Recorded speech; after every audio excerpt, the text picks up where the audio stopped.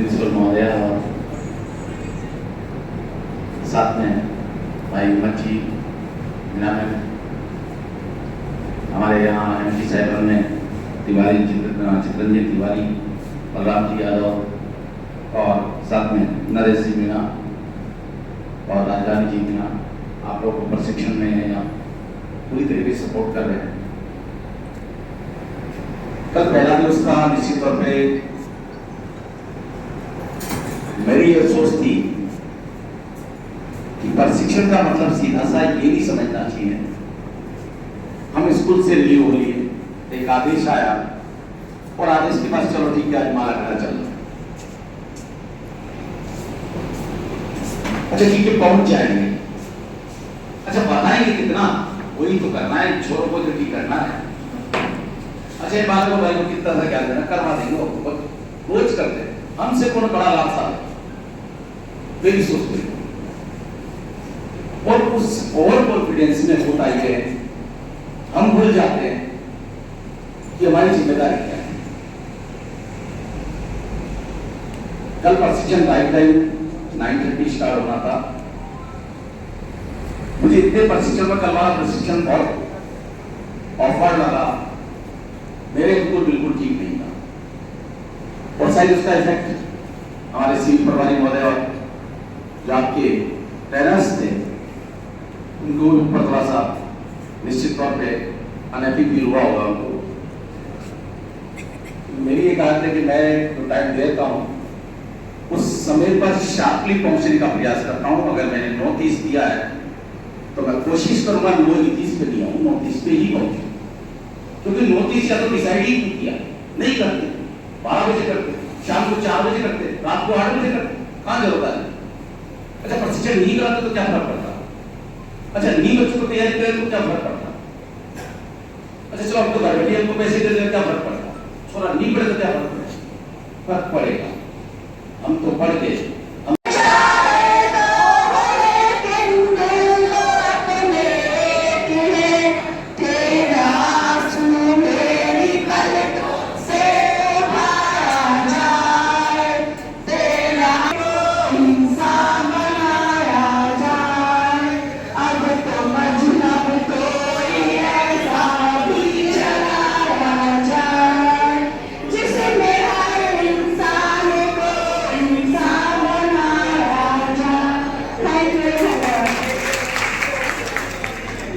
बहुत अच्छा प्रयास किया है। देखो पहले करना भी बहुत जरूरी होती है। निश्चित रूप से हम जिस ट्रेनिंग में उसका हमको परिचय का लाभ मिलता है। 2020 का ये अहम हिस्सा है। इसके जरिए शिक्षा प्रणाली में सुधार लाया जाता है। NCF 2005 के द्वारा NCF के जरिए शिक्षक एक सुविधाकर्ता के रूप में कार्य करता है। NCF जो है शिक्षक को अब बात करते हैं SCF जो है वो स्टेट करिकुलम फ्रेमवर्क, राज्य पाठ्यचर्या रूपरेखा, अन्य साथियों के अनुभवों का भी समावेश करते हुए राज्य के बच्चों के लिए एक नवाचारी पाठ्यचर्या का विकास कर सके। इस सिखाना चाहिए, दैट इज एफिशिएंसी, दक्षता। हमें बच्चों को पाठ्यक्रम में जो भी, जैसे मैं हमारी स्कूल में गणित की अध्यापिका हूँ, तो मैं बच्चों को देखो ये तो बातें होती हैं अलग कि भाई ये करके सिखाओ ये करके सिखाओ, बच्चों को एक्चुअली जो सिखाना चाहिए ना साम दाम दम दिले, ये जो सारी रीतियाँ हैं ना उनके अकॉर्डिंग सिखाना चाहिए। तो मैं बच्चों को सिखाने में मैं महत्व रखती हूँ कि कैसे भी सीखें, चाहे उनको प्यार से धमका के कैसे भी सिखाया जाए, लेकिन उनको सिखाया जाए, क्योंकि उनको भविष्य में मार पड़े, ये जो भी डांट डपट ये कुछ नहीं दिखाई देगी। नेक्स्ट फ्यूचर में उनको जो सिखाया गया है वो ही याद रखेंगे और कुछ नहीं होंगे। बाकी हमने जो ये फ्लो चार्ट रेडी किया है वो है निपुणता कौशल के साथ पूर्ण क्षमता के साथ संपादित करना। नेक्स्ट इसके उद्देश्य है विद्यार्थियों को जो भाषाई कौशल होते हैं उनमें दक्षतापूर्ण और उद्देश्यों की प्राप्ति करवाना। LSRW का मतलब होता है listening, speaking, reading and writing. इन चारों उद्देश्यों में बच्चों को और पूर्ण रूप से सफल बनाना। नेक्स्ट नैतिक मूल्यों का विकास। देखिए आज की 62% रहे थे, लेकिन हमारा राजस्थान इसमें 69% रहा था। राष्ट्रीय स्तर के आंकड़े मेरे से थोड़ा सा आगे रहा था, लेकिन हमारे राजस्थान में अगर हमारे डिस्ट्रिक्ट की बात करें अलवर की, तो हमारा अलवर काफी पीछे रहा था, क्योंकि फर्स्ट नंबर पर धौलपुर जिला रहा था इसमें एनडीएफ 2021 में, और हमारा अलवर जिला काफी पीछे रहा था। निश्चित रूप से ये जो ट्रेनिंग करवाई जा रही है, ये इसलिए करवाई जा रही है कि किस प्रकार से हमारे जिले को हम ऊंचे स्थान पर ले जा सकते हैं। और ये जो 19 नवंबर को आयोजित होने वाला एक टेस्ट है एनटीएस, 19 नवंबर 2024 को इसका आयोजन करवाया जाने वाला है प्राइवेट संस्थान और हमारे राजकीय संस्थानों में। तो इसकी समझ विकसित करने के लिए कि हमें क्या कार्य करना चाहिए बच्चों के साथ में, किस प्रकार से हम सबको मिलकर हमारे स्कूल्स में, जो भी स्कूल्स में इसके सेंटर अवेलेबल होंगे, जिन स्कूलों को इसमें शामिल किया जाएगा, सभी स्कूलों को तो शामिल नहीं किया जाएगा, लेकिन वहां पर उन स्कूलों में बच्चों के साथ में किस प्रकार का कार्य करते हुए और हम हमारे स्तर को थोड़ा सा ऊपर ले जाने का कार्य कर सकते हैं, इन सब बातों की हम यहाँ पर बात करने दें। सबसे पहले अगर आवश्यकता की मैं बात करूं कि एनईएस 2024 की आवश्यकता क्यों पड़ी थी। 2021 में जो एनईएस हुआ था, अचीवमेंट सर्वे लिया गया था, उसमें अचीवमेंट हम सामाजिक स्थिति का ले सकते हैं, आर्थिक स्थिति का ले सकते हैं, शैक्षिक स्थिति का हमारे यहाँ पर लिया गया था, लेकिन उसके बाद में कहीं ना कहीं आपके सामने कोरोना की स्थिति देखने को मिली थी, और उस कोरोना की स्थिति को देखने के लिए, उसका सर्वे करने के लिए ही ये एनईएस की आवश्यकता पड़ी थी कि वर्तमान समय में शैक्षिक स्थिति का सर्वे किया जाए कि वास्तविकता क्या है आज समय में, शैक्षिक स्थिति जो हमारी है उसकी वास्तविकता में। तो ये असंभव है, तुम्हारे वश की बात नहीं है। जीवन मृदुल भावनाओं की मृदु वाटिका है, तो कट्टर और शूट कठोर चट्टानों, पत्थरों की शुष्कता और कठोरताओं से भी भरा है। सभी कुछ आपको चढ़ना है, मधुरता भी, प्रगाढ़ भी।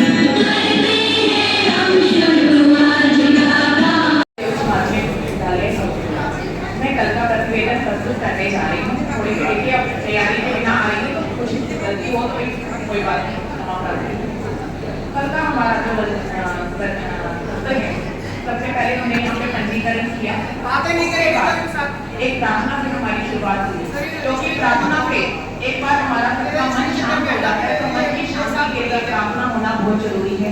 तो सबसे इनका शुभारंभ, किसी भी चीज का शुभारंभ हो हमेशा प्रार्थना से होता है, तो बिल्कुल हमारा सत्र भी प्रार्थना से ही शुरू हुआ। तो तदोपरांत हमारा एक छोटा सा प्रेरणा गीत हुआ। उसके बाद प्रतिभागी, क्योंकि सभी आए थे, कहीं पता नहीं था कहाँ बैठना है, तो व्यवस्था के अनुसार उन्हें अलग अलग कमरों में बिठाया गया, और उसके उपरांत भी उन्हें 4 समूहों में बांटा गया और उन्हें एक एक्टिविटी करने के लिए कहा गया। तो सभी प्रतिभागियों ने मिलकर 4 चार्ट बनाए, उसमें यहाँ पे डिस्प्ले लगे हुए हैं। उसमें हमारा जो भी कल चर्चा हुई थी उससे संबंधित ये चार्ट थी, जैसे कि एनसीएफ 2005, एनसीएफ, एनईपी 2020 क्या है, एनईएस क्या है, फिर इसमें कब शुरू हुआ, कब इसमें चेंजेस आए, और ये कब अपने राजस्थान में पहली बार स्टार्ट हुआ। जैसे कि सर ने कल बताया था, एनईएस का फर्स्ट पेपर 19 नवंबर 2021 में हुआ था, और 2017 में इसकी हिंदी बनी थी। उसके बाद ये हर 3 साल बाद होता है, अब इस बार 3 साल बाद हो रहा है अपने यहाँ पे नवंबर 2024 में। उसमें दक्षताएं और जो भी चीजें हैं उनसे संबंधित हुआ। उसके बाद सत्र में थोड़ा सा, जैसे कि अपना आपको भी पता है, प्रोजेक्टर चला गया, तो सर ने फोन के माध्यम से और अपनी पीडीएफ शेयर करके सत्र को समाप्त किया। लेकिन सत्र के बीच में काफी अच्छी चीजें भी हुई, जैसे कि चाय, नाश्ता, पानी, सब कुछ जाते समय भी चाय की चीज। और धन्यवाद। चाहिए जल और थल दोनों जगह रहने के शरीर में क्या बदलाव की आवश्यकता है, ये बात की चीजें भी आराम से अपन समझ बनाते, तो कुल मिलाकर के ये चीजें आपको क्लियर होगी। अब ये दीवारों की हस्ती है, हिंदी की पाठ योजनाएं आप घर में पढ़ेंगे, हिंदी वाले लोग ये तीसरा पाठ है साथ में अध्याय 3 कक्षा 8 का दीवानों की असली ये पार्ट योजना हिंदी की होगी। चलो हाँ पढ़ने का होगा एक बार डिस्कस करते हैं। हाँ ये अगर ये फिर विज्ञान आगे देगा ये समझ के आगे चलते हैं। और वो सबके अभ्यास प्रश्न है सारी जो चीजें हैं इनके अभ्यास देखो समझ बनी होगी आपको। अपन ने अगर 1 घंटे 1.5 घंटे आप अपने थोड़ी बहुत बातचीत की है तो निश्चित रूप से आप जान पाए कि ग्रुप प्रेजेंट क्या है, किस तरीके से प्रश्नों का निर्माण हम कर सकते हैं, किस प्रश्नों को कितना अंक भार हमें देना है, एग्री कौन से पार्ट में से हमें वस्तुनिष्ठ प्रश्न लेने हैं, कौन से में से शॉर्ट ऐसे टाइप लेने हैं, कौन से में से ऐसा टाइप लेने हैं और कौन से में से हमें ये वेरी शॉर्ट ऐसे वेरी शॉर्ट और ऐसे टाइप क्लियर होगी बात। चलिए आप देखें इसमें एक बार कि कक्षा वाली ये सारी चीजें हमारी हो गई। आगे एंडरसन टेक्नोलॉजी और आगे दूसरा तीसरा सेशन है। आप इनको थोड़ा देख रहे हैं। R फॉर रिमेम्बरिंग है, U फॉर अंडरस्टैंडिंग है, A फॉर क्या एप्लीकेशन है। 3 चीजों की बात है आप जानते हैं बहुत अच्छे तरीके से। आगे देखिए ये दक्षता है इसमें एनालाइजिंग है, इवैल्यूएटिंग है, फिर ये क्रिएटिंग है। 6 की 6 दक्षताएं हमारी हो गई है। अभी अपन आगे चल रहे हैं, आगे पूरा इनका विवरण है, एक प्रश्न की बात करेंगे। और सहायता से RUAAENC यानी कि रिमेम्बरिंग है, अंडरस्टैंडिंग है, एनालिसिस है, एप्लीकेशन है, इवैल्यूएशन है और क्रिएट है। ये 6 चीजें हो गई ना। 2001 के एंडरसन के अकॉर्डिंग पहला आपका हो गया क्या रिमेम्बरिंग। U4 क्या हो गया बताया आप ही बताया आपको याद है। R4 तो क्या हो गया रिमेम्बरिंग हो गया बता रहे हैं। और U4 क्या हो गया बोले अंडरस्टैंडिंग हो गया। एग्री है बता रहे हैं आपको। इसका मतलब अपने अधिगम प्रभावी हुआ इफेक्टिव हुआ है। और A4 क्या है एप्लीकेशन लेंगे पहले तो 3rd नंबर पे एप्लीकेशन है। और नेक्स्ट A4 क्या है एनालिसिस है। और अगली बात करें E4 क्या है और C4 क्या है। तो आगे जो प्रश्न है ये हमें ये जांचने हैं कि ये कौन सी दक्षता की पूर्ति कर रहा है। तो उसमें अपनी प्रस्तुति दे रहा है क्या कर रहा है वो तो सतत है। मूल्यांकन एक ऐसा है कि हमने जो निश्चित पाठ्यक्रम किया था और बच्चों के साथ जो कार्य करा था उसका देखना सप्ताह में या 15 दिन में कि बच्चे ने इस पूरे पाठ्यक्रम में से कितना कुछ ग्रहण किया। मैं तो नहीं समझूंगा सतत चलने वाली प्रक्रिया है। मूल्यांकन हम किसी विशेष टॉपिक को लेकर कर सकते हैं, जैसे मैंने अभी बताया कि सप्ताह में या महीने में या पाक्षिक हम करवा सकते हैं। लेकिन आकलन लगातार हम अगर बैठे हैं कक्षा में तो भी हम बच्चों का आकलन कर रहे हैं कि बच्चे क्या कर रहे हैं, किस प्रकार सीख रहे हैं। ये क्या है एक आकलन है जो वर्ष भर चलता रहता है, सतत प्रक्रिया है आकलन। और मूल्यांकन एक फिक्स बिंदु टॉपिक को लेकर हम बच्चे का मूल्यांकन कर सकते हैं। ये आकलन मूल्यांकन। चलो शिक्षक को आकलन के समस्त तकनीकी एनईपी 2020 में बार-बार हमें बताया जा रहा है कि डिजिटल शिक्षा होनी चाहिए। प्रत्येक बच्चा जो देश में कहीं भी बैठा है वो डिजिटल शिक्षा के माध्यम से अपना अध्ययन कर सकता है। ये एनईपी 2020 में बार-बार हमें बताया जा रहा है। और ऐसी प्रकार की प्रणाली विकसित भी की जा रही है। शिक्षा पोर्टल पर आप देख रहे हैं कितनी सारी सामग्री, कितने सारे वीडियोज। आप किसी भी चैप्टर, किसी भी कक्षा, किसी भी विषय का चैप्टर आप शिक्षा पोर्टल पर लॉगिन करके और आप वहां से किसी भी प्रकार का कंटेंट अपने लिए वहां पर शिक्षकों के लिए भी है और बच्चों के लिए भी है तैयार करके डाला हुआ है। तो वहां से हम बेहतर इस पर लॉगिन करेंगे और लॉगिन हम होंगे हमारी स्टाफ कॉर्नर वाली आईडी से। सबसे पहले क्रोम ब्राउजर ओपन करेंगे और क्रोम ब्राउजर ओपन करने के बाद में हम वहां पर टाइप करेंगे RSCERT। लेकिन इससे पहले ध्यान रखना मैंने बताया आपको डेस्कटॉप मोड पे ले लेना मोबाइल को, नहीं तो ले लेके मेरे पास आएंगे मुझे पता है।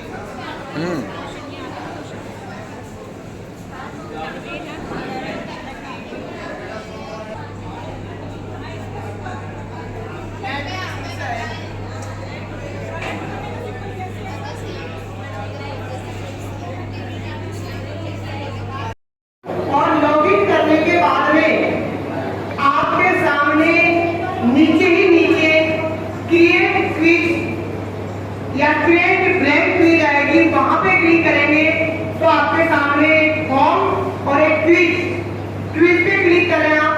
क्लिक करने के बाद में टाइटल आप डालें, डिस्क्रिप्शन में आपके स्कूल का नाम डाल दें और नीचे जो प्लस का निशान है उस पर क्लिक करें, प्रश्न नंबर 1 निर्माण करें, फिर प्लस डालें। प्लस डालते आपको वहां पे चूज करना पड़ेगा कि आपको मल्टीप्लाई क्वेश्चन चाहिए, शॉर्ट आंसर क्वेश्चन चाहिए, कैसे चाहिए, कौन से प्रकार के बना रहे हैं आप, वहां से बनाए। एक क्वेश्चन बन गया, फिर दूसरा प्लस पे क्लिक करें, दूसरा बनेगा, तीसरा प्लस पे क्लिक करें, तीसरा बनेगा। इस प्रकार से 5 क्वेश्चन बना के और अभी तुरंत आप व्हाट्सएप कर दें अपने ग्रुप में, व्हाट्सएप कर दें। टाइटल में आप जिससे संबंधित बनाना चाह रहे हैं ना क्वेश्चन वो लिख दो।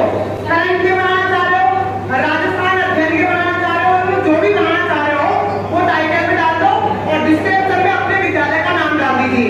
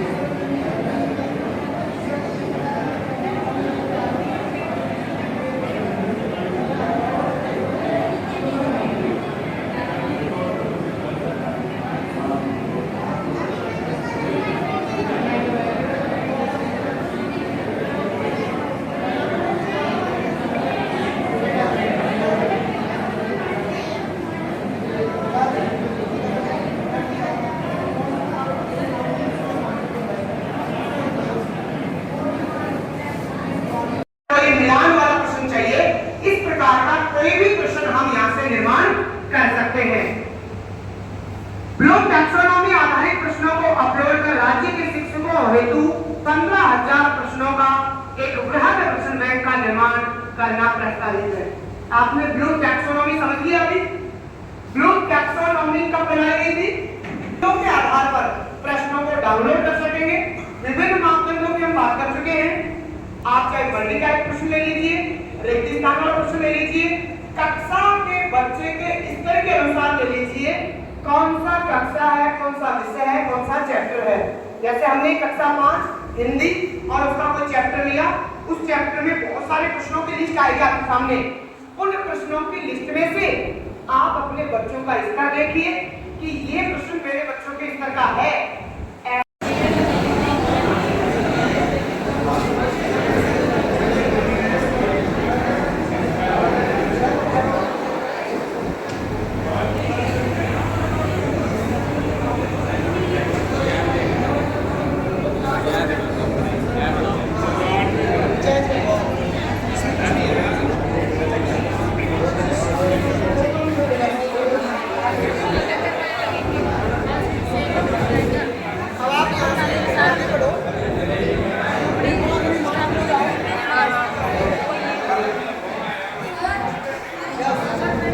काय समस्या